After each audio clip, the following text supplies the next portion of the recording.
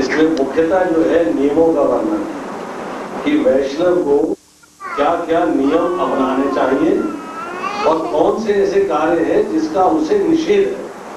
मतलब निषेध भी नियम है और विधि भी नियम है। अभी तक हमने जो है बहुत सारी चर्चाएं करी। पिछली बार हमने चर्चा करी थी विधि के नियमों की। आज हम करेंगे इसमें कुछ चर्चा कि कौन कौन से निषेध वाले नियम हैं। पिछली बार जहां हमने समाप्त किया था एक मुख्य नियम की चर्चा करी थी। लास्ट जो हमारा उसमें टॉपिक था वो एक मुख्य नियम था और वो नियम क्या था? In every condition one should be a surrendered soul. अर्थात कोई भी परिस्थिति रही हो हमको जो है भगवान के शरणागत होना और कोई रास्ता नहीं। दूसरा, always remember Krishna, never forget. कभी भी जो है कृष्ण को भूलना, हमेशा कृष्ण को याद। आज चर्चा हो रही है प्रोहिबिशंस पे, अर्थात निषेध क्या है। वैष्णव के लिए निषेधों को अलग अलग श्रेणियों में बांटा गया। जैसे कि मंदिर में निषेध अलग है और विधियां अलग है। भक्तों के साथ संग करने के लिए निषेध अलग है और विधियां अलग है। ऐसे ही जो आपको संग करना है तो किसका संग करना है? भक्त का करना है या अभक्त का करना है? उसके भी क्या विधियां हैं और क्या निषेध है। तो आज जो है भी यहाँ पर आरंभ करते हैं कि संग के लिए क्या क्या निषेध कहा गया। तो सबसे पहली बात यह है कि संग किसे कहते हैं? संग का अर्थ क्या होता है? संग, एसोसिएशन। एसोसिएशन का अर्थ क्या है?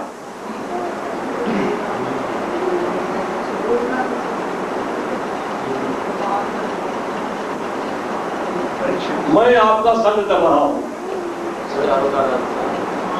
चलो विचारों का आदान प्रदान कर दिया, आपके साथ रहा, आपके साथ 2 घंटे 4 घंटे 6 घंटे रोज रह रहा हूं तो नहीं, वो माता जी एडवांस चीज है। मैं एक साधारण दृष्टि से संग की बात कर रहा हूं। अगर मैं आपके साथ रहता हूं तो क्या आपके गुण में अपने में लेता हूं या नहीं लेता हूं? असली संग करना क्या होता है कि जिसके आप साथ रहते हैं उसके गुणों को अपने में धारण करना है। एक बालक है, वो शराबियों के साथ रहता है परंतु शराबियों का कोई गुण नहीं लेता। अर्थात शराब नहीं पीता, गाली गलौज नहीं करता, बुरा व्यवहार नहीं करता, अर्थात शराबी की तरह बिहेव नहीं करता। तो आप क्या कहेंगे कि शराबियों के साथ रहता हुआ भी शराबियों की तरह इसका व्यवहार नहीं है, अर्थात इसने उसका संग नहीं किया। वो साथ जरूर रहा, उनके साथ जरूर उठता बैठता है परंतु जिसे एक्चुअल संग कहते हैं वो नहीं करता है। तो यहां पर जो है निषेध की चर्चा हो रही है कि हमें संग के अंदर किस किस का निषेध है। आप थोड़ा आगे आ जाइए, पीछे बहुत लोग खड़े हैं और आगे आ जाइए। तो सबसे पहले ये है जो इसका प्रथम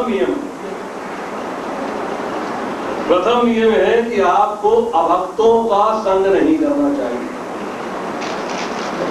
मतलब जो भगवान के भक्त नहीं हैं, जो द्वेष करते हैं, जो ईर्ष्या करते हैं, जो गर्हित कर्मों में लिप्त हैं, जो उन्मादित हैं, तो इनमें उन्माद है, भौतिक भोग भोगने का उन्माद है, उनका आपको संग नहीं। जो बेकार यहां से वहां घूमते रहते हैं बिना किसी कार्य के, चलो जी आज करोलबाग घूमाते, चलो जी आज गजोरी घुमाते, चलो जी आज लाखों नगर घूमाते, क्या काम है? अरे घूमने जा रहे। अर्थात जो व्यक्ति एक्स्ट्रा वेगेंट है, जिनका घूमना बिल्कुल निरर्थक है, उनका भी आपको संग नहीं करना। जो झूठ बोलते हैं, जो बात बात में धोखा देते हैं, जो बात बात में आपको मूर्ख बनाते हैं, और जो किसी भी स्त्री के साथ या स्त्री पुरुष के साथ इलिसिट रिलेशन में लिप्त है, व्याभिचार में, उसका भी आपको संग नहीं करना चाहिए। यहां प्रभुपाद जी स्पेशल शब्द इस्तेमाल कर रहे हैं, do not develop friendship with unchaste women और मैन। मतलब जो व्यक्ति जो है, जो स्त्री या जो पुरुष, वो बेकार की बातों में और सिर्फ उनको जो है एक भौतिक इंद्र तृप्ति की बातों में लिप्त है और कोई कार्य नहीं सूझ रहा है, उसका भी आपको संग। नियम नंबर 2, जो व्यक्ति बेकार के ग्रंथों को पढ़ता, यहां प्रभुपाद जी बड़ा स्पष्ट लिखते हैं इनवर्टेड कॉमास में स्क्रिप्चर्स, अर्थात उनको कहता स्क्रिप्चर है परंतु वो स्क्रिप्चर्स है, शास्त्र नहीं, पर वो ये कहता है कि मैं तो शास्त्र का अध्ययन करता हूं। अरे हमारे गुरु जी ने जो लिखे हैं वही शास्त्र हैं, बाकी तो हम किसी को जानते ही नहीं, तो मैं तो उन शास्त्रों का अध्ययन करता हूं। अच्छा भाई, कौन से शास्त्र पढ़ते हो? पुराण पढ़े हैं क्या? नहीं। उपनिषद पढ़े हैं? नहीं। वेद पढ़े हैं? नहीं। भागवतम पढ़ा है? नहीं। भगवद गीता पढ़ी नहीं, तो क्या पढ़ते हो? अरे हमारे गुरु जी ने जो ग्रंथ लिखे हैं वही शास्त्र हैं, वही पढ़ता हूं, दूसरे नहीं पढ़ता। यहां लिखा जा रहा है कि सो कॉल्ड स्क्रिप्चर्स, जिनको आम भाषा में आम व्यक्ति जो है ग्रंथ घोषित करता है, ऐसे व्यक्ति जो उन ग्रंथों को पढ़ते हैं, उनका भी हमें संग नहीं करना। संग उन्हीं का करना है जो शास्त्रोक्त बातें कह रहे हैं, जो असली शास्त्र, जैसे वेद, उपनिषद, पुराण, महाभारत, वाल्मीकि रामायण, नारद पांचरात्र और भगवद गीता, श्रीमद् भागवतम, ये जो शास्त्र है, या वो ग्रंथ जो परंपरा के अंदर वैष्णव आचार्यों द्वारा लिखे हैं, वो भी शास्त्र।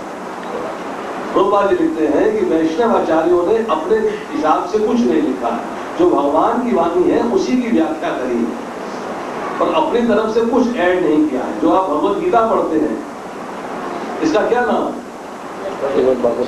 यथारूप, एज इट इज, इसमें कोई बदलाव नहीं किया गया, कोई मन के भाव नहीं जोड़े गए, अर्थात यथार्थ एज इट इज, जो यथा रूप है वही हमारे वैष्णव आचार्यों ने हमको शास्त्र के रूप में दिया है। उन ग्रंथों को भी शास्त्रों में ही सम्मिलित मानना चाहिए, उनका अध्ययन करना चाहिए। उसके बाद कहते हैं कि ऐसे व्यक्ति जो इंसेन है, इंसेन किसे कहते हैं? पागल, अर्थात जो जिनके बुद्धि का नाश हो चुका है, जो मोह में ग्रस्त है, जो मूर्खतापूर्ण कार्य करते हैं, अर्थात पागलपन का कार्य करते हैं, ऐसे व्यक्तियों का भी हमें संग नहीं करना। डिस्ट्रेस्ड, अर्थात जो भगवान की शरणागत नहीं है परंतु हर समय दुखी रहते हैं, भगवान को दोष देते रहते हैं, भगवान को कोसते रहते हैं, मैंने क्या बिगाड़ा था भगवान का जो भगवान ने मेरे साथ ऐसा कर दिया। ऐसे व्यक्तियों का भी संग नहीं करना।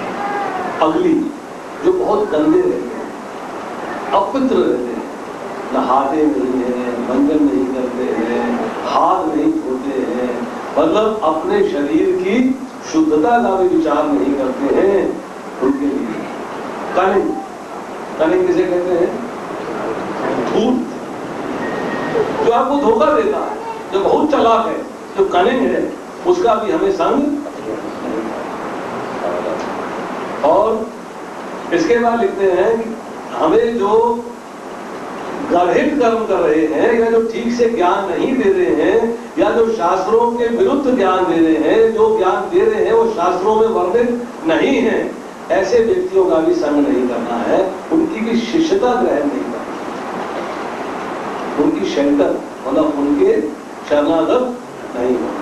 आज आपको टीवी के ऊपर बहुत सारे ऐसे लोग मिलेंगे जो शास्त्र के विरुद्ध बोलते हैं, या जो बात बोलते हैं शास्त्र में वर्णित नहीं है, परंतु बहुत हजारों शिष्य हैं उनके, वो कहते हैं जहां तक मेरी दृष्टि गई सब मेरे शिष्य हो। 1 लाख लोग बैठे हुए हैं, तो जहां जहां मेरी आंख जा रही है वो सारे मेरे शिष्य हो। तो ऐसे व्यक्ति जो कि आपको ठीक तरीके से ज्ञान नहीं दे रहे हैं, शास्त्रोक्त ज्ञान नहीं दे रहे हैं, उनकी भी शिष्यता ग्रहण, उनके भी सेंटर में नहीं जाना चाहिए। और आपको ऐसे किसी का संग नहीं करना है जिसको आप जो है सही राय दे रहे हो परंतु आपकी राय को मान नहीं रहा।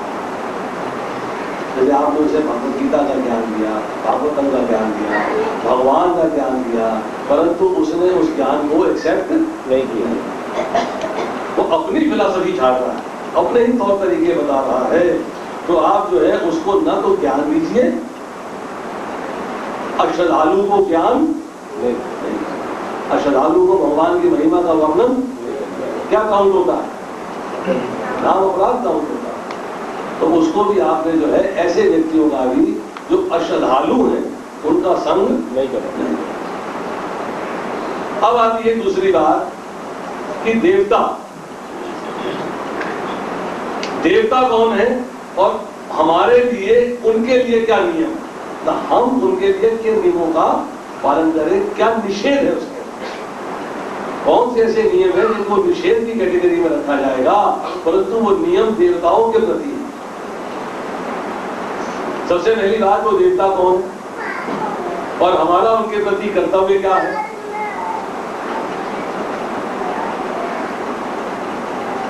शास्त्र में वर्णित है कि देवता भी जीव है, भगवान नहीं।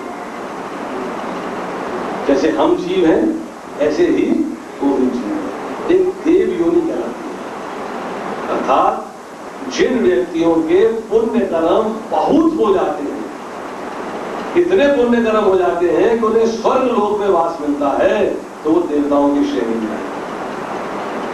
अब एक व्यक्ति पुण्य कर्म कर रहा है, हमसे अधिक कर रहा है, तो हमसे सुपीरियर होगा या हमसे इंफीरियर होगा? हमसे सुपीरियर है। और चूंकि वो हमसे जो है श्रेष्ठ है, इसलिए भगवान ने उनमें से भी मुख्य लोगों को चुनकर मुख्य सेवाएं दी हुई। इंद्र को दी सेवा, स्वर्ग का राजा बना दिया। कोई वरुण है तो जो समुद्र को कंट्रोल कर रहा है, तो कोई अग्नि है जो अग्नि को कंट्रोल कर रहा है, इंद्र जो है वो वर्षा को कंट्रोल कर रहे हैं। अर्थात प्रत्येक देवता के पास कोई ना कोई जिम्मेदारी है। हम जैसे मतलब जीव, मैं मनुष्य शरीर की बात नहीं कर रहा, तो देव शरीर है, हमारा मनुष्य शरीर है, परंतु जीवात्मा के लेवल पे वो भी जीव है और हम भी जीव। इसको एक छोटे से उदाहरण से समझिए। एक टीचर स्कूल में नौकरी लग गई, तो उसको एक टीचर के नाम से, एक मास्टर नहीं है ना, एक टीचर है, इस नाम से पुकारा है। थोड़ा आगे बढ़ी तो अब आप क्लास टीचर हो, एक क्लास की जिम्मेदारी मिल गई, मतलब कुछ जिम्मेदारी उनके ऊपर आ गई, पर है तो टीचर ही। थोड़ा और आगे बढ़ी तो आप वाइस प्रिंसिपल, पर है तो टीचर ही, जिम्मेदारियां बढ़ती जा रही है। थोड़ा और आगे गए तो प्रिंसिपल हो गए, परंतु बेसिकली टीचर। और आगे बढ़े डायरेक्टर ऑफ एजुकेशन हो गए, परंतु फिर भी टीचर है। अर्थात जो इसी तरह देवता है उनको योनि जरूर अलग प्राप्त है, परंतु है तो वो जीव। अब जो हमसे सुपीरियर जीव हैं उनके प्रति हमारा क्या कर्तव्य है। एक घर के अंदर माता और पिता अपनी संतान से सुपीरियर होते हैं, तो संतान का माता पिता के प्रति क्या कर्तव्य होता है? उनको आदर सम्मान देना, मतलब उनको किसी भी कीमत में उनकी अवमानना या अनादर नहीं होना चाहिए, क्योंकि वो हमसे सुपीरियर है। इसी तरह जो देवता है वो हमसे सुपीरियर है, इसलिए उनका भी अनादर नहीं करना। ये नियम कि देवताओं का अनादर नहीं करना।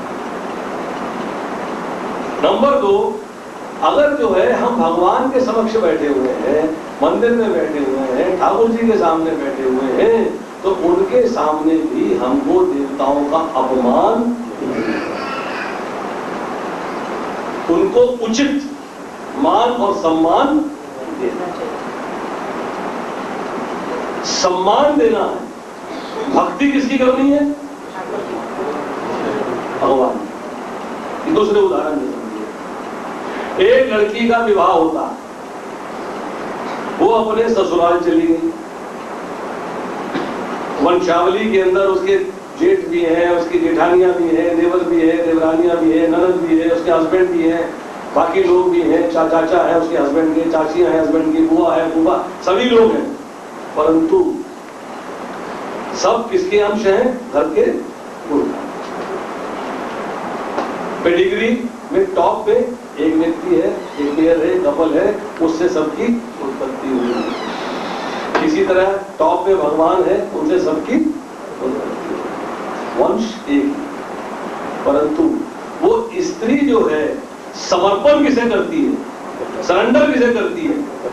पति। परंतु बाकियों को सम्मान पूर्ण रूप से देती, सम्मान में कोई कमी नहीं छोड़ती। जिसको जितना उचित सम्मान चाहिए, उतना आदर, उतना सम्मान सब रिश्तेदारों को देती है, परंतु समर्पण केवल पति के लिए। इसी तरह हमें जो है समस्त देवी देवताओं को उचित सम्मान जिसके वो अधिकारी हैं वो देना चाहिए, परंतु समर्पण उसका नियम क्या है? केवल कृष्ण और किसी। अब आती है शास्त्र कि शास्त्र के प्रति क्या निषेध है। कौन से ऐसे नियम हैं जिनको शास्त्रों के प्रति निषेध की कैटेगरी में रखते हैं? नंबर 1, भक्त को बहुत ज्यादा ग्रंथों को नहीं पढ़ना चाहिए। ये भी पढ़ लूं, अरे भाई एक बेसिक ग्रंथ है उसको तो पहले मास्टर कर लो, इसका ज्ञान नहीं हो। गया, मैंने कहा प्रभु जी भगवत गीता हो गई? बोले हाँ जी होगी। मैंने कहा क्या पढ़ रहे हो? उसने किसी ग्रंथ का नाम ले लिया। मैंने कहा भगवत गीता आती है? बोला हाँ जी। मैंने कहा दूसरे अध्याय का 47वां श्लोक समझाना, तो गलाने लगे और सीधे छूट गए। अरे भाई भगवत गीता ऐसा ग्रंथ है, बार बार पढ़ो तब भी समझ में नहीं आता, हर बार नया रियलाइजेशन निकलता है। कम से कम उसे तो ढंग से पढ़ लो। बहुत सारे ग्रंथों को पढ़, परंतु लाभ नहीं। यहाँ शास्त्र में लिखा है कि बहुत सारे ग्रंथों का अध्ययन नहीं करना चाहिए। गुरु के आदेश पे जो ग्रंथ वो बताए उसका अध्ययन करें, आदेश का पालन करें। यहाँ पर शिक्षा गुरु और दीक्षा गुरु दोनों की महत्ता है। शिक्षा गुरु से आदेश ले कि मुझे क्या पढ़ना है, और दीक्षा गुरु से आदेश ले मुझे क्या पढ़ना है, और जो बताए उसके अनुसार पढ़ाई करें। नंबर 2, जो ग्रंथ भगवान के बारे में तत्वता रूप से चर्चा करता है, जो भगवान के तत्व को बताता है, जो भगवान के नाम रूप गुण लीला धाम इन सबका वर्णन करता है, इनको तत्व से बताता है, उसके प्रति अनादर नहीं करना चाहिए। Not disrespect. हम लोग भगवत गीता लेते हैं, उसको जमीन में रखते हैं, भागवतम लेते हैं, पढ़ रहे हैं, पर जमीन में रखते हैं नहीं, उसको धरती पर नहीं रखते। उसके प्रति किसी तरह का अवमाननापूर्ण शब्द या अपमानपूर्वक शब्द जो है नहीं कहना चाहिए। क्यों?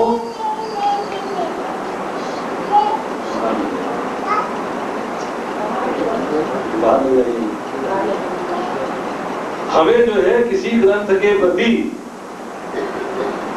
डिसरिस्पेक्ट नहीं करनी है, और ग्रंथ वो हो जो शास्त्र में भगवान की तत्व से चर्चा करना।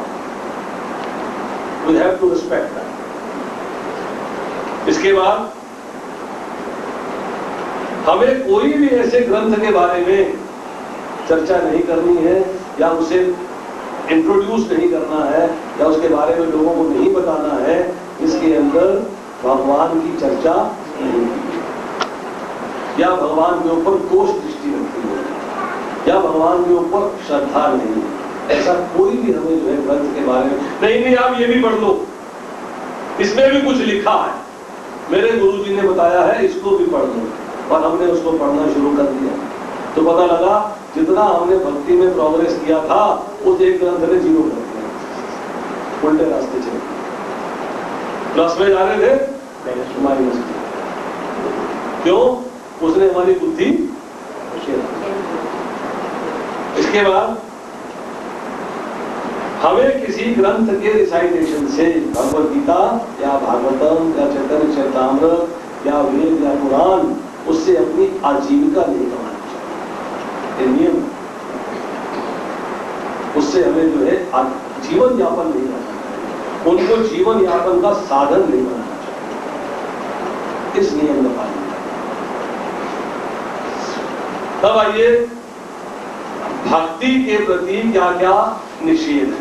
अभी शॉर्ट में चर्चा है, अभी एक एक चीज को जब बात करेंगे तो भक्ति में क्या अपराध है, सेवा अपराध 38 प्रकार के होते हैं, वो क्या है, वो अलग अलग लेक्चर्स हैं।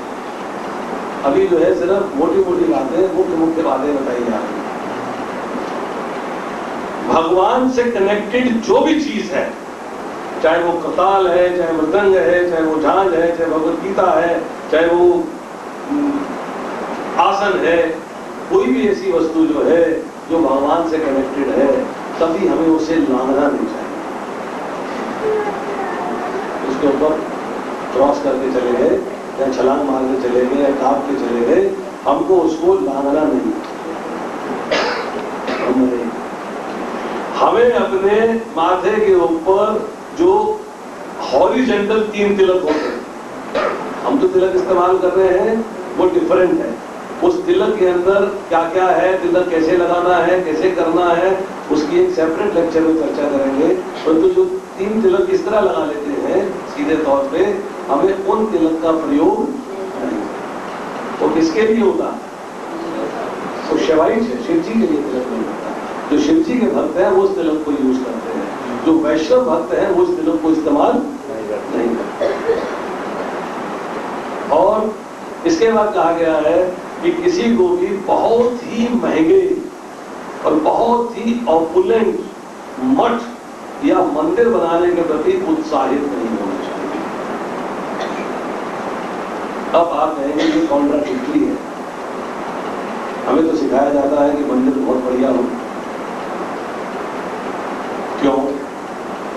इसलिए इसमें जो है थोड़ी सी ये बात समझने वाली है कि चैतन्य महाप्रभु का जो मूवमेंट है वो प्रचार का मूवमेंट है।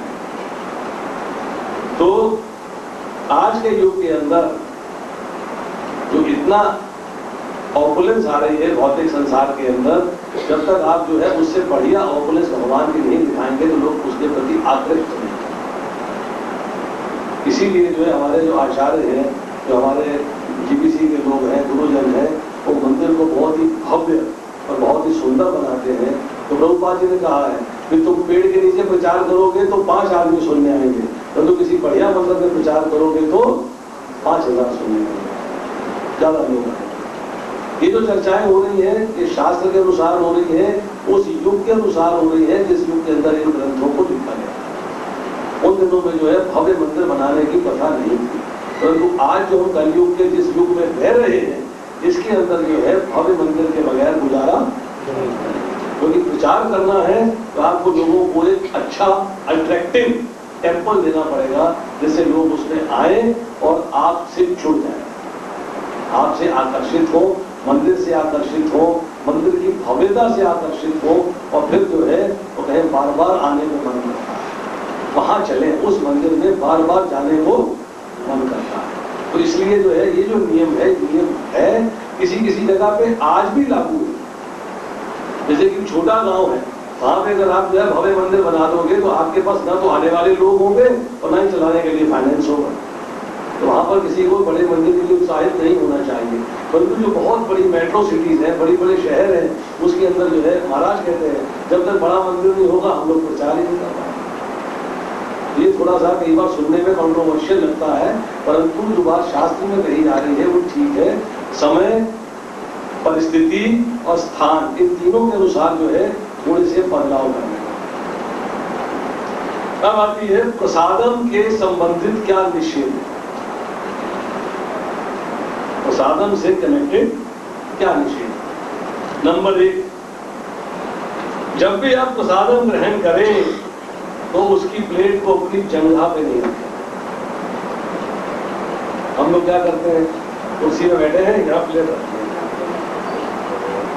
तो शास्त्र में वर्णित है कि प्लेट को जंघाओं पे नहीं रखना चाहिए। नंबर 1। नंबर 2, दही और चिक्की।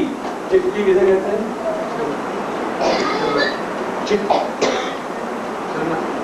चना। चना और दही दोनों का प्रयोग रात में नहीं करना।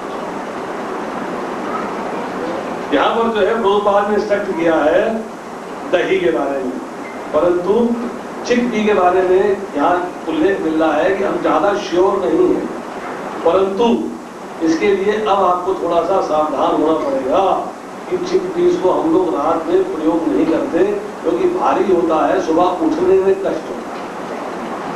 मंगल आरती के लिए जो लोग उठते हैं, क्योंकि ये डाइजेस्ट करने में हैवी होता है, इसलिए उनको जो है इसका रात्रि में प्रयोग नहीं करना।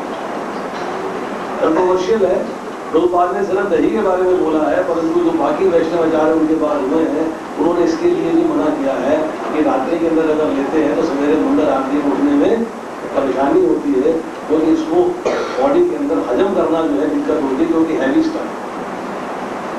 इसलिए रात्रि में जो है दही और चना दोनों का प्रयोग नहीं करना चाहिए।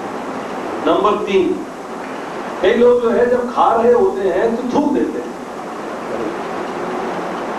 हम लोग नहीं करते हैं, परंतु आप जानते हैं कई बार जो विलेजेस होते हैं, दूसरे लोग होते हैं, वो खाते हैं, जब अच्छी नहीं लगी तो उसको थूक दिया।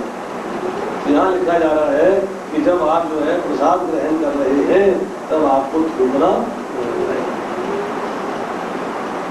अब आता है इसके बाद स्त्रियों के प्रति क्या निषेध। समाधान क्षमा करेंगे। इसमें लिखा है कि आपको किसी भी स्त्री को अपमानित करने का अधिकार नहीं। नंबर 1, किसी भी स्त्री से ईर्ष्या करने का भी अधिकार है। ईर्ष्या भी नहीं करनी है और उसका अपमान भी नहीं। नंबर 1। फिर अगली लाइन में लिखा है डू नॉट इंसल्ट और क्वेरल विद योर वाइफ। जो गृहस्थ आश्रम में है उनको पत्नी को अपमानित नहीं करना है, उससे झगड़ा नहीं करना, लड़ाई नहीं करना, जो वैष्णव शिष्टाचार है। नंबर 3 लिखा है कि स्त्री जब मासिक धर्म में होती है तब उसको छूना है। अब आते हैं कुछ नियम जो कि साधारण शिष्टाचार, जनरल बिहेवियर, क्या निषेध है उसके अंदर। नंबर 1, आपको अशोभनीय शब्दों का प्रयोग किसी के लिए नहीं करना। अशोभनीय शब्द नहीं कहना। किसी के बारे में ना बुरा सोचना है, ना बुरा कहना है, ना उससे बुरा व्यवहार करना है। इल बिहेवियर, जो कि मुझे अच्छे तरीके से याद है। मैं एक बार अशोक विहार में लेक्चर दे रहा हूं, तो भगवत गीता में लेक्चर था, तो मैंने उनसे कहा कि भगवत गीता में आपके प्रत्येक प्रश्न का उत्तर है, सिर्फ ढूंढना आना चाहिए। तो घर के स्वामी जिनके यहाँ लेक्चर हो रहा था, मिस्टर ओराय, वो कहने लगे अजी ऐसे कैसे हो सकता है, आप बताओ सास बहू के झगड़े के बारे में कहाँ लिखा है भगवत गीता में? सास बहू के झगड़े के बारे में भगवत गीता में कहाँ लिखा कि सास जो है बहू को फटकारती रहती है, बहू सास से झगड़ती रहती है, इसका सॉल्यूशन, इसका उपाय भगवत गीता में कहाँ लिखा? अब बताइए, चैलेंजिंग जॉब है कि लिखा है माता जी? पढ़ी आपने भगवत गीता?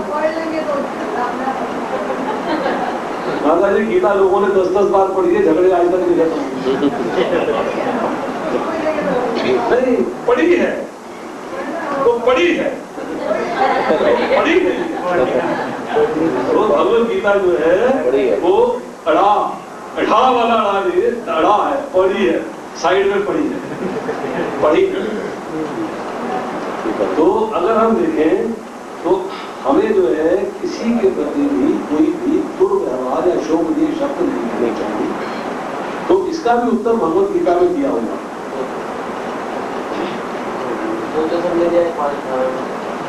5:18 में दिया, विद्या मेरे संपन्न ब्राह्मणे गति हस्ती। तो जी वो तो वैष्णव हो गए ना, बहुत भारी। हम तो आम व्यक्ति हैं। दूसरा कौन सा बता रहे हैं आप? अब देखिए इसका सिंपल भाषा में समझ लीजिए, 1-2 लाइनों में उत्तर। आपका बहुत ही प्रिय मित्र, बहुत ही प्रिय मित्र, जिसके ऊपर अपनी जान छिड़कते हैं आप, वो आपके दुश्मन के घर में रहता है और आपके मन में आज आ गई कि मैंने दुश्मन का घर फूंक देना है। पर जब वहां पहुंचे देखा कि मेरा जो बहुत जिगरी मित्र है उसकी गाड़ी उसके घर के बाहर खड़ी, तो आप उसके घर को आग लगाओगे कि छोड़ के छोड़ के आ जाओगे? मतलब आपके जो सुहृद, जो आपके सुहृद हैं वो परमात्मा रूप में बहू के हृदय में विराजमान है और बहू के लिए सास के हृदय में विराजमान है। तो जब आप उनको देखोगे तो झगड़ा नहीं करोगे, क्योंकि आप उसके हृदय में परमात्मा को नहीं देख रहे, उसके शरीर को देख रहे हैं, इसलिए झगड़ा होगा। सास बहू से झगड़ रही है, बहू सास से झगड़ रही है। अगर आप जो है उनके हृदय में बैठे परमात्मा को जब देखने लग जाओगे तो आपके सुहृद सर्वभूता ना, वो आपके बेस्ट फ्रेंड है, एवर वेल विशर है, तो आपसे दुश्मनी कर ही नहीं सकते। भगवान आप जिस जिस योनि में जाते हो आपके साथ जाते हैं, उन्होंने आपको छोड़ा ही नहीं। तो आप उनके जिसके हृदय में वो विराजमान है उसको कष्ट कैसे पहुंचा सकते हो? जिस दिन ये भाव आ जाएगा सास के हृदय में तो बहू से कुछ नहीं कहेगी, जब बहू के हृदय में आ जाएगा तो सास से। तो इसलिए कहा है कि आपको किसी के प्रति भी अशोभनीय शब्दों का प्रयोग नहीं करना चाहिए, क्योंकि उसके हृदय में आपके वेल विशर बैठे हुए हैं, आपके सुहृद बैठे हुए हैं, आपके मित्र बैठे हुए हैं। किसी को भी आप किसी प्रकार से नुकसान नहीं पहुंचाएं और हमेशा कोशिश करें कि दूसरे के लिए जो आपसे भला हो सके वो भला उसके लिए आवश्यक। हमने पीछे चर्चा करी थी, वैष्णव का लक्षण क्या है? परा दुखा दुखी, दूसरे के दुख में दुखी। और दूसरे का दुख क्या है? सांसारिक दुख भी है और आध्यात्मिक दुख भी है। जन्म मृत्यु जरा जाति के चक्र में फंसा हुआ है, आपके पास ज्ञान है, उसको उबारने का प्रयास करें, अर्थात उसकी हेल्प। उसके बाद कहते हैं कि आपको किसी को भी डांटना या फटकारना नहीं चाहिए, केवल आप अपने पुत्रों को या शिष्यों को डांट सकते हैं उनको सुधारने के, और किसी चेस्टाइज करना है तो केवल अपने पुत्रों को, अपनी संतान को कर सकते हैं या अपने शिष्यों को कर सकते हैं, और किसी को चेस्टाइज करने का, डांटने फटकारने का आपको अधिकार नहीं। इसके बाद आप किसी के सर पे चोट नहीं पहुंचाएं या उसको बालों से नहीं खींचें। आमतौर पर कर देते हैं, परंतु उसको सर में चोट नहीं पहुंचानी है, उसको बालों से नहीं खींचना। उसके बाद कहा है कि आप असत्य कभी ना बोलें।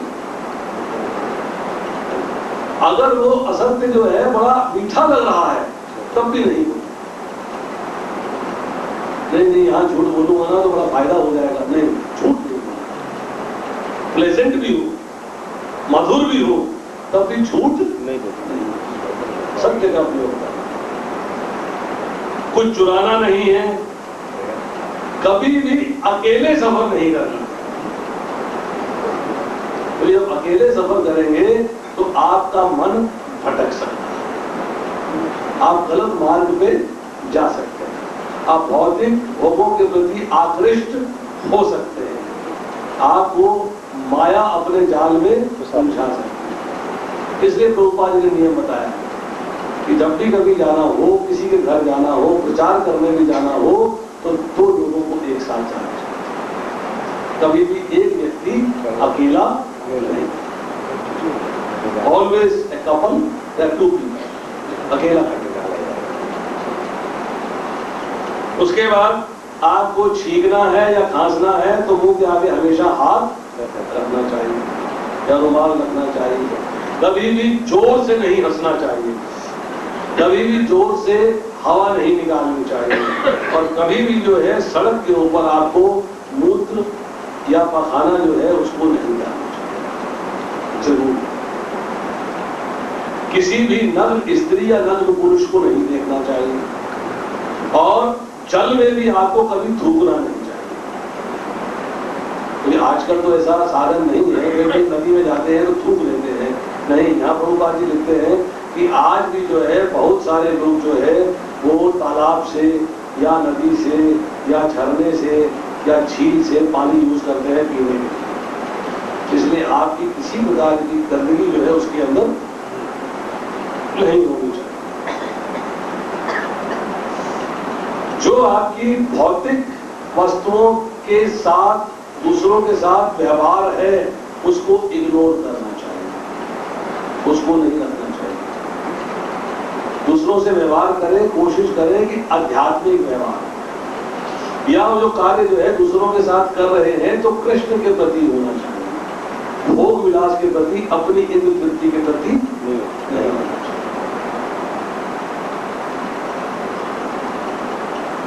आपको अपने जीवन के अंदर हर्ष हो जाए या कष्ट हो जाए, दोनों को अविचलित भाव से सहना चाहिए। यही भगवान जो है दूसरे अध्याय के 14वें श्लोक में कहते हैं, मात्र स्पर्शात् कौन्तेय शीत पुष्ट सुख दुखदा आगम अपायनी अनित्या तांत्रिक क्षवा। और यही बात जो है भगवान ने कही है कि जो ना तो प्रिय वस्तु को पाकर हर्षित होता है, ना ही अप्रिय को पाकर विचलित होता है, जो स्थिर बुद्धि है, जो मोह रहित है और भगवत विद्या को जानने वाला है, वह पहले से ही ब्रह्म में स्थित है। 5वें अध्याय का 20वां श्लोक। अर्थात अगर सुख आ गया है तो छलांगे नहीं मारनी, दुख आ गया है तो लिमिटेशन नहीं करनी, शोक नहीं करना, बल्कि भगवान कहते हैं कि सर्दी गर्मी के आने जाने के समान ही क्षणभंगुर है और कालक्रम से इनका उदय होता है, कालक्रम से इनका अंतर्ध्यान होता है। इसलिए हे अर्जुन, इनसे विचलित हुए बिना रहने का अभ्यास चाहिए। विचलित किससे नहीं होना है? क्योंकि आपका लक्ष्य है भगवान का प्रेम। तो अगर आप जो है विचलित हो जाएंगे तो अपने लक्ष्य के मार्ग से भटक जाएंगे। खूब खुशियां आ गई, खूब धन आ गया, खूब पैसा आ गया, अब मुझे मंदिर जाने की क्या आवश्यकता? जो चाहता था वो तो मिल गया। भगवान को दुख आ गया, हाय हाय मैं तो बड़े मंदिर जाता था, सेवा करता था, मुझ पर इतना कष्ट आ गया, मैं नहीं करता सेवा, छोड़ दी। तो लक्ष्य क्या है? लक्ष्य है कृष्ण प्रेम। तो भगवान ने कहा है कृष्ण प्रेम के मार्ग से विचलित नहीं होना। सुख आते हैं, हर्षित होते हो, या दुख आते हैं, आपको शोक आता है, दोनों स्थितियों में आपको एक समान है। ये चर्चा पहले भी कर चुके हैं। किसी को जो है किसी भी नशीले पदार्थ का सेवन नहीं करना चाहिए। जैसे लोग कहते हैं होली आई है, आज तो भांग पी गई, शिवरात्रि आई है, आज तो भांग पी गई, ये तो शिव जी का प्रसाद है। नहीं, नशीली वस्तुओं का प्रयोग किसी भी समय, किसी भी काल, किसी भी परिस्थिति में निषेध है, वो आपको नहीं करना। अब जो है चैतन्य चरितामृत की मध्य लीला में 23वें अध्याय के 105वें श्लोक के अंदर जो है चैतन्य महाप्रभु क्या कहते हैं? कहते हैं कि शुष्क संन्यास नहीं होना चाहिए। संन्यास का होता है कर्मों के फलों का परित्याग। आपने सोचा कि मुझे कर्म का फल नहीं चाहिए, मैं निष्काम कर्म कर रहा हूं। शुष्क नहीं, निष्काम कर्म योग करना चाहिए, अर्थात भक्ति में साथ करना चाहिए। मन से आपने छोड़ दिया, गाड़ी नहीं चलेगी, आप प्रैक्टिकली छोड़ेंगे और भगवान की भक्ति में लगेंगे, ये सबसे इम्पोर्टेंट है। कहते हैं कि जो भक्ति है उसका रस किसमें है, उसका एसेंस क्या है, भक्ति का एसेंस क्या है, उसको आपको समझना है। जब आप उसको समझ लेंगे तब आपको जो बाहरी आकर्षण है ये डिस्टर्ब नहीं है। अभी क्या है कि हमने भक्ति का रस नहीं समझा। भगवत गीता के दूसरे अध्याय के अंदर 59वां श्लोक, कौन बताएगा जी? 59वां श्लोक, विषया विनिर्वर्तन्ते निराहारस्य देहिना रसवर्जन रसोऽप्यस्य परम दृष्ट्वा निवर्तते। देहधारी जीव इंद्रिय भोग से भले ही विवृत हो जाए, परंतु उसमें इंद्रिय भोगों की इच्छा बनी रहती है। लेकिन उत्तम रस का अनुभव होने से ऐसे कार्यों को बंद कर देने पर भक्ति में स्थिर हो। स्थिर बुद्धि के लक्षण बताए जा रहे हैं कि डिवोशनल सर्विस के अंदर आपको उत्तम रस मिलना चाहिए, और जो संसार में सुख भोग हमको दिखाई दे रहे हैं वो उत्तम रस नहीं है, वो निम्न रस है। उत्तम रस केवल एक ही है, वो है भगवान की प्रेममयी सेवा। जब आप उस मार्ग पर चल पड़ते हो, उत्तम रस की प्राप्ति कर लेते हो, तब आपका निम्न रसों से छुटकारा मिल जाता है, आपका उनके प्रति आकर्षण समाप्त। अब कहते हैं कि एक वैष्णव, एक भक्त जो है एकदम इमीडिएटली शुद्ध हो जाता है। शर्त क्या है कि नियमों का पालन, यम और नियम, रूल्स एंड रेगुलेशंस, इनका अगर पालन करता है, और पालन किसके निर्देश में करता है? प्रामाणिक गुरु, बोनाफाइड स्पिरिचुअल मास्टर, कि जैसा प्रामाणिक गुरु ने कहा है वैसा ही देना।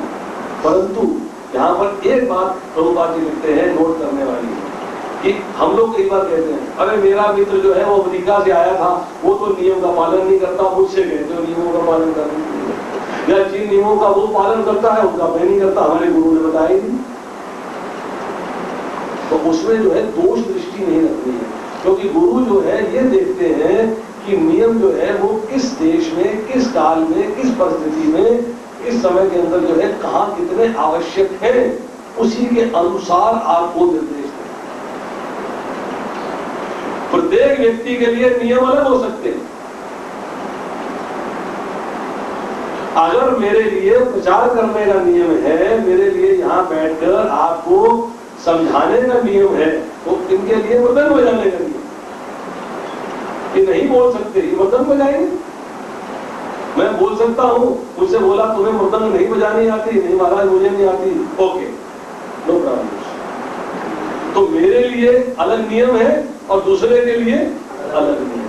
तो ये जो है प्रामाणिक गुरु जो है वो यूटिलिटी इज द प्रिंसिपल, जो प्रभुपाद ने नियम दिया है, उपयोगिता ही सिद्धांत है। क्या लिखा होगा? यहाँ एक बोर्ड लगा होगा जो लिखा होगा यूटिलिटी इज द प्रिंसिपल। वो उसी यूटिलिटी के आपको किस तरीके से भक्ति में, सेवा में यूटिलाइज किया जा सकता है, उसके अनुसार आपके लिए नियम है। और दो लोग एक साथ बैठे हैं, मेरे लिए अलग नियम हो सकता है, आपके लिए अलग नियम हो सकता है, परंतु नियम कौन से पालन करने हैं? वो नियम जो प्रामाणिक गुरु आपको बताता है, उन नियमों का। अगर आप किसी नियम को बिना उसका असर जाने, बिना उसका रिजल्ट जाने, बिना वो नियम क्यों दिया जा रहा है इसको जाने बगैर अगर आप जो है उसको नकल मारने लगते हैं, तो नियम आग्रह नहीं, वो विधि नहीं, निषेध हो जाता है, मतलब नियम आग्रह हो जाता है। ये चर्चा हमने सबसे पहले बात करी। नियम आग्रह का मतलब होता है एक्सेप्ट करना, नियम आग्रह होता है अस्वीकार। तो आप उसको कर तो रहे हो पर बेसिकली उसका कोई लाभ नहीं। अब इसके बाद बताते हैं कि बिना प्रामाणिक गुरु के अगर आप किन्हीं नियमों का पालन करते हो तो आप भक्ति के मार्ग पे अपूर्ण हो, अधूरे हो, आप अपने जीवन का लक्ष्य प्राप्त नहीं। यहाँ जो है 3 प्रकार के शिष्यों की चर्चा की गई। शिष्य फर्स्ट क्वालिटी, शिष्य ऑफ सेकेंड क्वालिटी एंड शिष्य of third quality. First quality शिष्य क्या है? जो अपने गुरु के मन की बात को समझता है और उसके अनुसार पालन करना शुरू कर देता है, कार्य करता है उनको पसंद करने में, क्योंकि वो कृष्ण की सेवा में। तो आपकी सेवा कृष्ण के प्रति गुरु के माध्यम से ऊपर जा रही है। दूसरी कैटेगरी का शिष्य कौन है? जो जाता है, महाराज गुरु जी मैं ये करना चाहता हूँ, आप मुझे आदेश दे दीजिए, और गुरु जी ने आदेश दे दिया या गुरु ने कुछ आदेश दिए उनका पालन कर दिया। और तीसरी कैटेगरी कौन है? गुरु कुछ भी बोलते रहे, करना मैंने अपनी मर्जी, करना मैंने अपनी मर्जी। इनके पास तो 50 काम है बताने के लिए, मैं वेला थोड़ा हूं, मैं खाली बैठा हूं, सारे काम करता हूं। मतलब वो गुरु को धारण करता है परंतु दिखावे के लिए करता है, दम के लिए करता है, दिखावटीपन में करता है। हाँ हाँ मैंने भी गुरु धारण किया, मेरे भी गुरु है, मतलब अपने आप को चमकाने के लिए जो है गुरु को धारण कर लेता है, परंतु गुरु के आदेश का पालन नहीं। अब चैतन्य चरितामृत में लिखा है कृष्ण शक्ति बिना न है कृष्ण नाम प्रचारण, अर्थात कृष्ण की शक्ति के बिना आप कृष्ण के नाम का प्रचार नहीं कर सकते। उसका तरीका क्या है कि आपको कृष्ण के प्रति शरणागत है। जब तक आप उनके प्रति शरणागत नहीं होंगे, जब तक गुरु के प्रति शरणागत नहीं होंगे, आप प्रचार कर नहीं सकते। आदेश का पालन करना, एकदम 1 मिलीमीटर बाएं नहीं, 1 मिलीमीटर दाएं नहीं, जो गुरु ने कह दिया सीधी लाइन में चलना, एकदम स्ट्रेट लाइन। अब इसके बाद है कि बहुत लंबी लिस्ट है, टेम्पल के अंदर क्या क्या नियमों का पालन करना है, परंतु आज सिर्फ 2 छोटी छोटी बातें और करके इसको समाप्त करें। इस पर थोड़ी डिटेल चर्चा अगली बार करेंगे कि मंदिर में आते हैं तो मंदिर में आने के बाद कुछ नियमों का पालन करना है। तो ज्यादा नहीं, एक कि दर्शन कैसे करने हैं, और नंबर 2 प्रणाम कैसे, बाकी चर्चाएं तो भगवान के दर्शन कैसे करने। श्रीमद् भागवतम के दूसरे स्कंद के दूसरे अध्याय के 13वें श्लोक के अंदर प्रभुपाद जी उसके परपट के अंदर लिखते हैं कि भगवान के दर्शन करने की विधि क्या है, उसका नियम क्या है। कितने लोग जानते हैं? बात खड़ा करें। ठाकुर जी के भगवान के दर्शन करने के नियम है। एक है कि दर्शन करने के लिए जब आप पहुंचते हो तो वहां पहुंचने के नियम क्या है, भगवान के दर्शन करने के लिए उनके दर के सामने पहुंचने के नियम क्या है, और दूसरा है भगवान के दर्शन करने के लिए। आज करेंगे अगली बार, आज कर दे, लंबा हो जाए, कोई बात है, बहुत लंबा है, कोई बात नहीं। चलिए शॉर्ट में 2-3-4 बातें बता देता हूँ 5-7 मिनट में, उसके बाद बाकी डिटेल चर्चा जो है वो अगली बार करेंगे। टेम्पल रूम एटिकेट्स क्या, कि मंदिर के अंदर एटिकेट क्या होता है। सबसे पहली बात है दर्शन की बात करते हैं। कहते हैं कि जब आप भगवान के समक्ष खड़े होते हो दर्शन करने के लिए, तो आपको सबसे पहले जो है अपने आंखों को भगवान के चरणों में, सीधा चेहरा नहीं, सबसे पहले आपको भगवान के चरणों में, और उसके बाद आहिस्ता आहिस्ता ऊपर बढ़ते हुए पूर्ण दृष्टि से केंद्रित करते हुए आपको जो है मुख की ओर जाना। It is a gradual progression. आप यूं देख रहे हैं चरणों में, तो हौले हौले हौले हौले हौले हौले हौले हौले हौले हौले तब आप जाके ऊपर जो है भगवान के मुख मंडल की ओर, सीधा भगवान के मुख मंडल की ओर देख के और चरणों को तो भूल ही गए कि चरण भी देखने होते। तो दर्शन करने का नियम जो है वो यही है भगवान के चरणों में देखा जाए, उसके बाद भगवान की कुंडलियों में देखा जाए, उसके बाद भगवान की भुजाओं को देखा जाए, उसके बाद भगवान की नाभि को देखा जाए, फिर भगवान की छाती को देखा जाए, उसके बाद ग्रीवा को देखा जाए, उसके बाद मुखमंडल। नंबर 1, जैसे जैसे आप जो है एक एक अंग को देखेंगे तो उस पर दृष्टि को टिकाना है, यूं नहीं कर देना, कंसंट्रेट करते हुए, केंद्रित करते हुए एक एक अंग के ऊपर, तब आपको जो है ऊपर की ओर जाना। तो जैसे जैसे आप ऊपर जाएंगे वैसे वैसे आपकी बुद्धि जो है, आपका मन जो है वो प्यूरिफाई होता जाएगा, शुद्ध हो जाएगा। दर्शन करने से भी शुद्धता आती है, किसी की दृष्टि पड़ने से भी शुद्धता आती है, प्यूरिफाई होते हैं। तो यहाँ जो है भगवान अपनी दृष्टि आप पे डाल रहे हैं। एक अंधे व्यक्ति को बोला ना, भाई तू मंदिर जाके क्या करेगा, तेरे को तो दिखता नहीं। जो संत बैठे लेक्चर दे रहे हैं, जो वो तेरे को दिखाई नहीं देते, और जो भगवान है वो तेरे को दिखाई नहीं देते, तो मंदिर जाके करेगा क्या? तो उसने सीधा ही उत्तर दिया, भाई मैं तो अंधा हूँ, भगवान तो अंधे नहीं है, मैं ही तो अंधा हूँ। जो लेक्चर दे रहे हैं, जो प्रवचन कर रहे हैं, वो तो अंधे नहीं है। उनकी कृपा दृष्टि मेरे पे पड़ेगी, भगवान की कृपा दृष्टि मेरे पे पड़ेगी, मैं कृतार्थ हो जाऊंगा, प्यूरिफाई हो जाऊंगा, शुद्ध हो जाऊंगा। तो अंधा व्यक्ति भी जो है भगवान के दर्शन करने के लिए मंदिर में आता है, भगवान की दृष्टि प्राप्त करने, कृपा दृष्टि प्राप्त करना।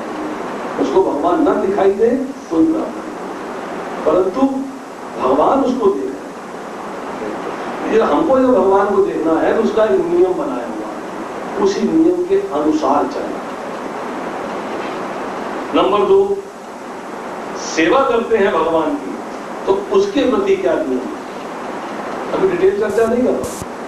जब सेवा की चर्चा करूंगा तो हरि भक्ति विलास हरिनाम चिंतामणि से करूंगा, सेवा के प्रति अपराध क्या होते हैं, सेवा कैसे करनी चाहिए, वगैरह वगैरह, वो डिटेल चर्चा है। आज सिर्फ 2 लाइनों के अंदर कि डीटी वर्शिप करते हैं या डीटीज की सेवा करते हैं, या जो अर्च बिगड़े हैं उनकी सेवा करते हैं, तो उनके प्रति किस तरह करनी। कहते हैं जब एक मूर्ति दुकान के शोरूम में रखी हुई है तो मूर्ति कहलाती है, परंतु जब आप उसको मंदिर के अंदर, चाहे घर का मंदिर हो और चाहे दूसरा मंदिर हो, उसमें उसकी स्थापना कर देते हैं, प्रतिष्ठा कर देते हैं, प्राण प्रतिष्ठा कर देते हैं, भगवान का आवाहन कर देते हैं, तब वो मूर्ति नहीं रहती, तब वो अर्च विग्रह हो जाए, जिसकी आप विग्रह की अर्चना कर सकते हैं, वंदना कर सकते हैं, उनको भोग अर्पण कर सकते हैं, और भगवान भोग स्वीकार भी करते हैं। और पीछे ग्रोवर प्रभु बैठे हुए हैं। आज से 2 हफ्ते पहले हमने इन्हें अपने घर के अंदर दिखाया था कि ठाकुर जी ने नमक में चुटकी मारी थी। दिखाया था प्रभु जी आपको? भगवान जो है वो आपके भोग को स्वीकार करते हैं। हम लोग मूर्ख हैं, कहते हैं थाली जैसी रखी थी वैसी वापस आ गई, परंतु अगर सब्जी में नमक कम है तो भगवान चुटकी भर के नमक अपने आप डाल देते। और हमने इनको सबूत दिखाया था, आज से 2-3 हफ्ते पुरानी बात है। हमारे घर में तो भैंस को जब भोग लगाया, तो भगवान जो है वो जब नियम सेवा कहलाती है, जब आप डीपी को इंस्टॉल कर देते हो तब वो नियम सेवा हो जाती है। इसका मतलब है कि जो भगवान की रूटीन, जो रोजमर्रा की सेवा हो रही है, जिसको कि इंस्टॉलेशन के टाइम पे हमें शास्त्रोक्त तरीके से हमने लर्न करना है और उसके बाद उसकी सेवा को करना है, अपनी मर्जी से नहीं करनी। किसकी मर्जी से करनी है? क्यों?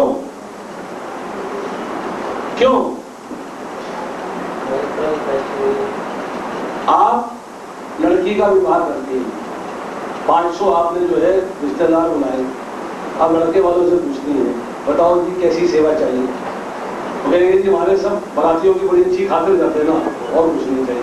तो आप उनके अनुसार सेवा करते हैं, अपनी मर्जी से नहीं है। शादी कर रहे हैं, मैंने बैंगन की सब्जी बना दी, खाओ और जाओ। आप देखते हो समाज में क्या प्रचलित है, किस तरह बेस्ट सेवा हो सकती है। एंड सेवा जो हमारा गेस्ट आया है उसकी चॉइस। घर में मेहमान आया, उसने कहा कि माता जी मुझे गर्म पानी चाहिए, मैं तो बर्फ का ठंडा पानी दूंगी नहाने के लिए, टंकी से आ रहा, किसी से ना हो। बोले जी आज तो आ गया, अगली बार नहीं आऊंगा। अपने घर ठीक था। मतलब आप सेवा करेंगे तो जिसकी सेवा कर रहे हैं उसके अनुसार करेंगे। इसी तरह जब भगवान की सेवा करेंगे तो भगवान को क्या पसंद है उसके अनुसार करेंगे, उस सेवा को आप बंद नहीं कर सकते। चैतन्य महाप्रभु जो है इस कलयुग के अंदर हम लोगों के प्रति इतने कृपालु हैं और भगवान भी इतने कृपालु हैं। भगवान ने क्या कहा, अच्छा तेरे पास मुझे पिलाने के लिए बढ़िया बढ़िया शरबत नहीं है, अच्छा तू पानी पिला दे। तेरे पास खिलाने के लिए कुछ नहीं है, एक तुलसी का पत्ता खिला दे। एक पत्ता तुलसी का तो खिला सकता है ना। पत्रम पुष्पम फलम तोयम क्या है, अरे भाई पत्ता दे दे, कोई फल का टुकड़ा दे। पत्रम पुष्पम फूल दे और जल दे। इतने कृपालु है भगवान। उन्होंने कहा पर मेरी नियम सेवा कर, मेरी सेवा जो है नियम से। तो हमें जो है जब भगवान की सेवा करनी है तो हमें उसके अंदर जो है एक एक पॉइंट शास्त्र के अनुसार लर्न करके, शास्त्र के अनुसार सीखकर, गुरु के निर्देशन में जब सेवा करेंगे तो भगवान प्रसन्न, क्योंकि उनको उनके अनुसार सेवा मिलना है, अपनी मर्जी से नहीं। हम कई बार लेक्चर देने जाते हैं, लोगों से पूछते हैं माता जी भगवान को भोग लगाते हो? हाँ जी मैं तो लगाती हूँ, बिल्कुल लगाती हूँ। क्या लगाते हो? मैं रोज उनको दूध और फल खिलाती हूँ। मैंने कहा आप क्या खाते हो? मैं तो सारा कुछ खाती हूँ। मतलब आप वो पनीर भी खा रही हैं, आप वो राजमा भी खा रही हैं, आप वो चावल भी खा रही हैं, आप वो पराठे भी खा रही हैं, चटनी भी खा रही है, अचार भी खा रही है, और भगवान को दूध पनीर खिला रही है। दूध पर रोज दूध और फल बस। चलो जी आपका कोटा फिक्स है। आप जो है सिर्फ दूध और फल नहीं सकते, बाकी तो मेरे लिए। आपको सारा खिला दूंगी तो मैं क्या कहूँ? नहीं, भगवान ने कहा है जो कुछ खाते हो, जो अर्पित करते हो, जो दान देते हो, जो तपस्या करते हो, मुझे अर्पित करते हुए करो। तो हम उस नियम का पालन करें कि जो भगवान ने आदेश दिया है उस नियम का पालन किया जाए। परंतु हम क्या करते हैं, नियम अपने ही बना लेते हैं। हमारे अपने बनाए नियमों से भगवान प्रसन्न होंगे क्या? तो क्यों हम ऐसी उल्टी सीधी बात करते हैं? कारण क्या है कि हमको ज्ञान नहीं है। We are absolutely knowledgeless. और हमें कोई ज्ञान देता भी है तो हम उस ज्ञान को स्वीकार करने के लिए तैयार हैं। अब एक आखिर में छोटा सा प्रश्न,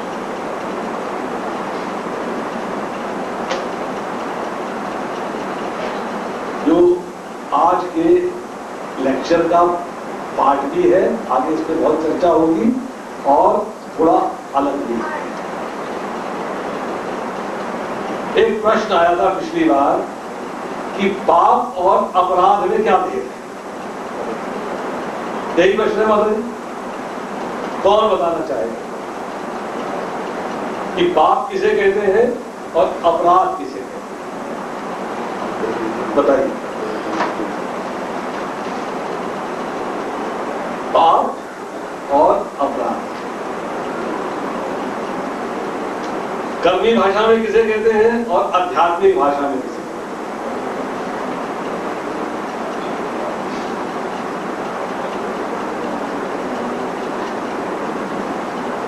उत्तर चाहेंगे? हाथ खड़ा करो उत्तर चाहते हो, नहीं तो समाप्त करें आज यही। सबके पेट में शुरू दौड़ रहे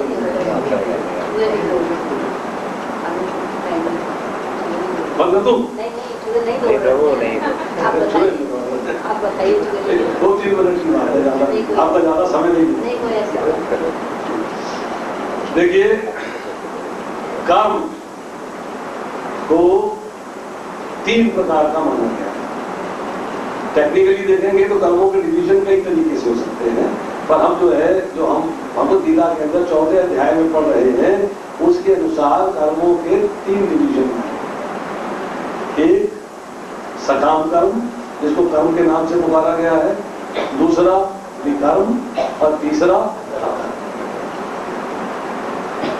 जो कार्य हम अपने लिए करते हैं, अपनी इंद्र तृप्ति के लिए, अपने आनंद के लिए, अपने मजे के लिए, अपनी प्रसन्नता के लिए, अपनी खुशी के लिए, वो कार्य अगर हम शास्त्रों के अनुसार करते हैं तो कर्म है, सकाम कर्म है, और अगर हम जो शास्त्रों के विरुद्ध करते हैं तो वो विकर्म है। जो शास्त्रों के अनुसार कार्य किया जाता है उसका पुण्य फल प्राप्त होता है, और जो शास्त्रों के विरुद्ध कार्य किया जाता है उसका पाप फल प्राप्त होता है। तो पाप का अर्थ यह है कि वो फल जो कि शास्त्रों के विरुद्ध कार्य करने से हमको प्राप्त, आम भाषा में कहते हैं ये बड़ा पापी है, मतलब इसने पाप किया है, अर्थात इसने ऐसा कार्य किया है जो कि शास्त्र के विरुद्ध। सिंपल भाषा, पाप क्यों करते हो जी? इसका क्या मतलब है कि आप ऐसा कार्य क्यों कर रहे हो जो शास्त्र के विरुद्ध है, अर्थात उसका आपको एक पाप फल प्राप्त होने वाला। अब आम भाषा में जो हमारी सांसारिक भाषा है उसके अंदर जो व्यक्ति पाप करता है उसको अपराधी बोलते हैं। कोर्ट में जाओ ना, ये चोरी का अपराधी है, ये डकैती का अपराधी है, ये बलात्कार का अपराधी है, ये हत्या का अपराधी है, मतलब कोई भी कार्य जो इलीगल है, इलिसिट है, अनलॉफुल है, उसको आम भाषा में, सांसारिक भाषा में अपराध नाम कहते हैं। परंतु आध्यात्मिक भाषा में जो कर्म हम शरीर के द्वारा करते हैं और जो शरीर को दुख देने वाला है वो पाप है, और जो कर्म हमारी आत्मा को दुख देने वाला है वो अपराध है, वो अपराध। अब अपराध की चर्चा हो रही है, शब्द अपराध कहां से आया? अराधात अर्थात अराधनात् अपगतः। इसका मतलब यह है कि कोई भी ऐसा कार्य जो आपको भक्ति से दूर ले जाता है अपराध कहलाता है। अपगतः, भक्ति से दूर। अब देखिए, अपराध के अंदर नाम 2 है। अपराध, राध आया है राधा रानी के, अर्थात जो कार्य आपको राधा रानी से दूर ले जाता है वो अपराध कहलाता है। अब राधा रानी से दूर क्या कार्य ले जाता है?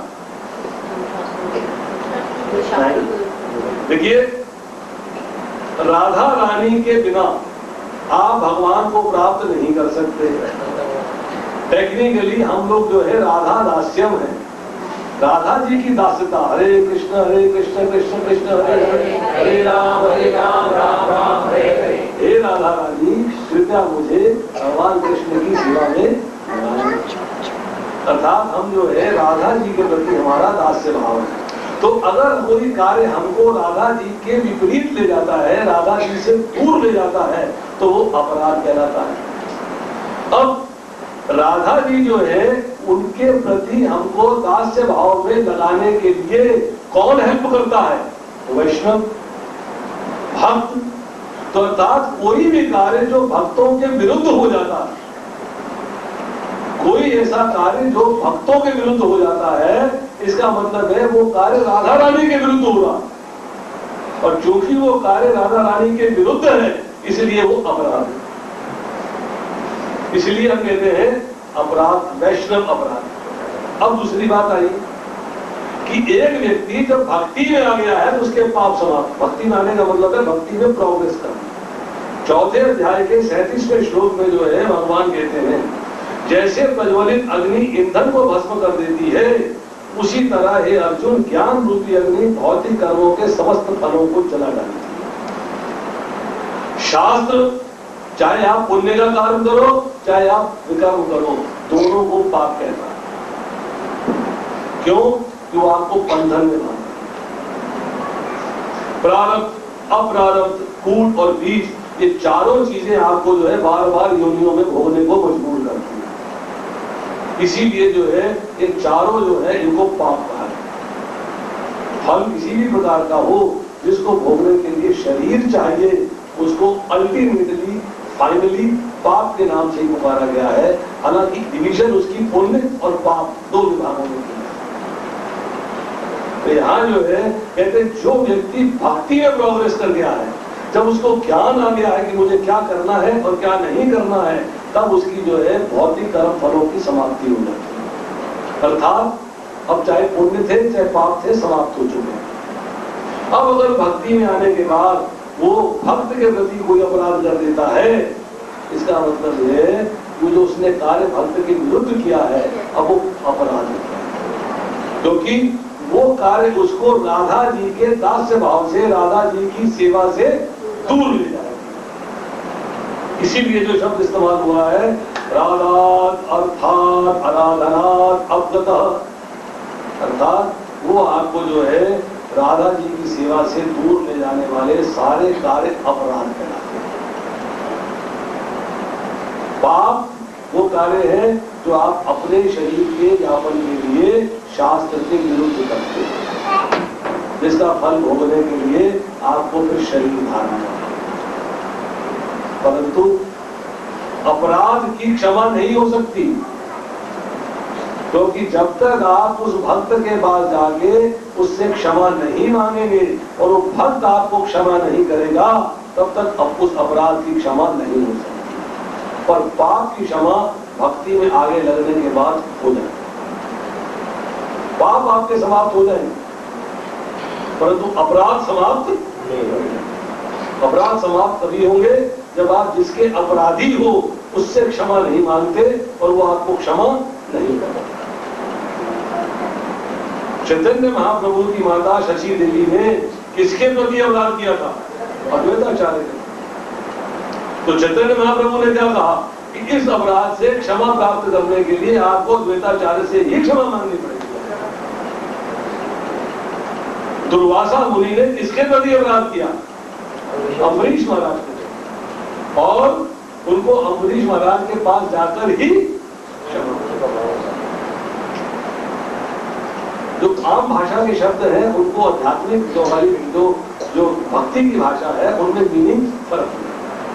आम भाषा में कह देंगे तो हत्या का अपराधी है, परंतु जब भक्ति में आएंगे तो पाप और अपराध दोनों में भेद आएगा। हरे कृष्णा श्रील प्रभुपाद। अभी भी उनके मन के अंदर जो है भाव नहीं आया है कि भगवान